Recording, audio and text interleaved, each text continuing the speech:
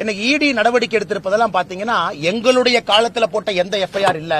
2021 மே மாசத்துல நாங்க ஆட்சிக்கு வந்துட்டோம், எங்க ஆட்சியில போட்டதில்லை. இடியினுடைய அபிடவிட் கோர்ட்ல பாத்துட்டீங்கன்னா 2021 திராவிட முன்னேற்ற கழகம் ஆட்சிக்கு வந்த பிறகு போட்ட பல எஃப்ஐஆர் அதுல கோட் பண்ணிருக்காங்க. பல எஃப்ஐஆர் கோட் பண்ணிருக்காங்க 2021 ஆட்சிக்கு வந்த பிறகு.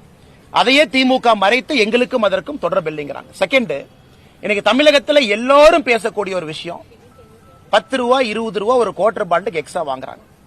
அப்படி இருக்கும் பொழுது இந்த திமுக காரனே ஒத்துக்கிட்டு போய் எங்களுடைய போட்டோ எல்லாம் ஒட்டுறான், இங்க எம்ஆர்பி ரேட்டுக்கு தான் நாங்க விக்கிறோம்னா அதை எங்களுக்கு பெருமையாக கருதுகின்றோம். பாரதிய ஜனதா கட்சி இந்த பிரச்சனை எடுத்த பிறகு யாரு டாஸ்மார்க்கு போன சகோதரர்களுக்கு கூட எம்ஆர்பி ரேட்டு கிடைக்குதுன்னா அதற்கும் இன்னைக்கு பாரதிய ஜனதா கட்சி தான் காரணம்.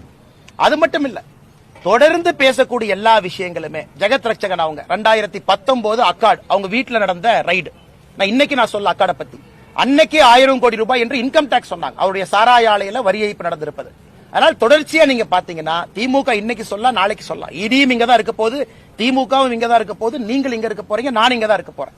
அதனால் நிச்சயமாக வருகின்ற காலத்துல இந்த ஊழலினுடைய பரிணாமத்தை நீங்களும் பார்க்கத்தான் போறீங்க, நானும் பார்க்கத்தான் போறேங்க.